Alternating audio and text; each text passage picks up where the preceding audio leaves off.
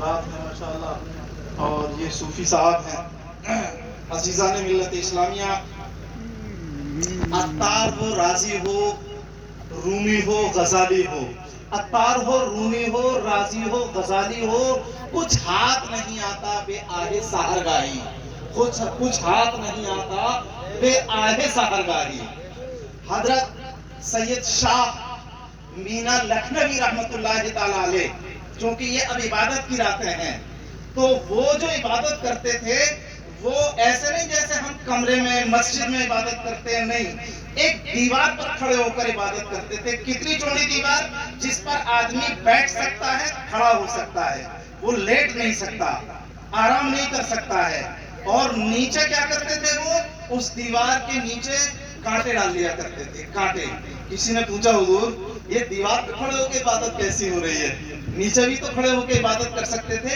پھر نیچے کانٹے بچھے ہوئے ہیں، اگر اونگ آ گئی پوری رات آپ عبادت کرتے ہیں، اگر اونگ آ گئی تو کیا ہوگا؟ تو آپ فرماتے ہیں کہ جو جان یاد الہی سے غافل ہو جائے، میری نظر میں کم از کم اس کی سزا اتنی ضرور ہے کہ وہ دیوار سے گرے اور اس کے کانٹے چبھ جائیں. تو وہ ایک لمحے کے لیے بھی اللہ تعالیٰ کی عبادت سے غفلت برتنا پسند نہیں کرتے تھے. اللہ اکبر. آج دیکھو نا، سینہ چوڑا ہوتا ہے، وہاں جا کے جیسے ہی آپ شاہ مینا میں قدم رکھیں گے نا تو آپ کو اندازہ ہو جائے گا کہ کسی کی بارگاہ میں ہے حافظ شاہ صاحب. سمجھے؟ اندازہ ہو جائے گا آپ کے لیے. جیسے سید سالار مسعود غازی کے یہاں حاضر ہوئی ہے آپ، ہمارے پیر و مرشد حضور تاج الشریعہ کے یہاں پر حاضر ہوئی ہے، تو دل کی کیفیتیں بدلتی ہیں. یہ کیوں بدلتی ہیں کیفیتیں؟ آخر کیوں بدلتی ہیں؟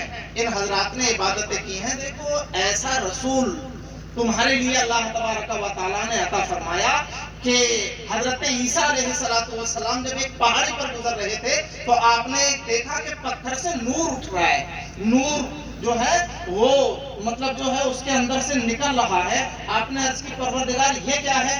تو پروردگار نے فرمایا کہ اس کے اندر اور بھی عجب ہے. تو عرض کی مولا مجھے دکھا دے. تو اللہ کے حکم سے نا وہ پتھر شق ہوا تو اس کے اندر سے ایک بزرگ نکلے جو عبادت میں مصروف تھے، اور ساتھی میں ایک درخت تھا، انگور کا درخت، اور ایک جو ہے وہ اس کے اندر پرنالا بہ رہا تھا.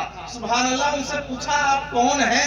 کیا مخلوق، کس مخلوق سے ہیں آپ؟ تو انہوں نے کہا انسان ہوں. کب سے عبادت کرتے ہو؟ تو اس نے بتایا کہ 400 سال سے میں اس پتھر کے اندر عبادت کر رہا ہوں. 400 سال سے. حضرت عیسیٰ علیہ السلام نے عرض کی پروردگار تیری مخلوق میں شاید اس سے پرہیزگار کوئی آدمی نہ ہوگا جو 400 سال سے عبادت کر رہا ہے. تو اللہ تبارک و تعالیٰ نے فرمایا کہ اے عیسیٰ ایسا نہیں ہے، بلکہ آخری زمانے میں اپنے محبوب کو بھیجوں گا، میں اپنے محبوب کو بھیجوں گا، اور میرے محبوب کا امتی اگر ایک رات 14 اور 15ویں شعبان کی جو درمیانی رات ہے، 15ویں شعبان کی رات ہے، ایک رات عبادت کر لے گا تو میں اس کو 400 سال کی عبادت کا ثواب عطا فرما دوں.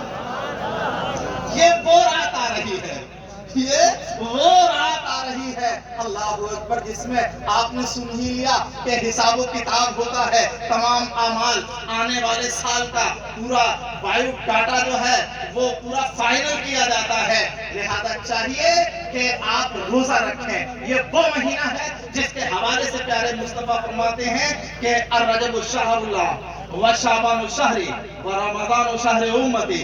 رجب اللہ کا مہینہ ہے، شعبان میرا مہینہ ہے، اور رمضان میری امت کا مہینہ ہے. اور یہ بھی یاد رہے کہ شعبان کے مہینے میں کبھی کبھی پیارے آقا علیہ السلام پورا مہینہ روزہ رکھا کرتے تھے، پورا مہینہ روزہ رکھا کرتے تھے. اور خاص طور سے آپ حضرات کے لیے آج میں یہ درس دے کے بس رخصت ہو رہا ہوں کہ اگر کچھ نہ ہو سکے تو کم از کم 14-15 کا روزہ ضرور رکھ لینا، 14-15 کا روزہ ضرور رکھ لینا انشاءاللہ تعالیٰ. تو جب آپ کا حساب ہوگا تو آپ روزے سے ہوں گے یا رات کو عبادت میں ہوں گے تو انشاءاللہ تعالیٰ اس طرح سے آپ کی زندگی کامیاب ہو جائے گی. کیونکہ آپ جب عبادت میں ہوں گے تو ظاہر ہے کہ جو بچہ، میں الحمدللہ तकरीबन आप 2023 चल रही है, 22 साल से मुदर्रिस हूँ अल्हम्दुलिल्लाह, 22 साल से। किसी बच्चे को अगर याद नहीं होता है और वो होता है मेहनती, तो हम लोग उसे नजरअंदाज करते हैं यार, पिटाई नहीं लगाते। हम सोचते हैं आज दिमाग गर्म हो गया होगा उसका, क्या समझे, या थक गया होगा दिमाग उसका, तो हम नजरअंदाज कर देते हैं, उसकी पिटाई नहीं करते हैं। क्यों नहीं करते कि यार मेहनत तो की है इसने, अगर याद ना हुआ तो क्या है। तो जब तुम मेहनत करोगे रातों को जागकर और रोजा रखोगे, तो अगरचे पिछले अमाल आपके बहुत दुरुस्त नहीं है, लेकिन अल्लाह ताला की रहमत को रहम आ जाएगा और फिर तुम्हारे साथ परवरदिगार अपना फजल फरमा देगा। बस इसी के साथ अल्लाह ताला कबूल फरमावे। अस्सलाम वालेकुम व रहमतुल्लाह।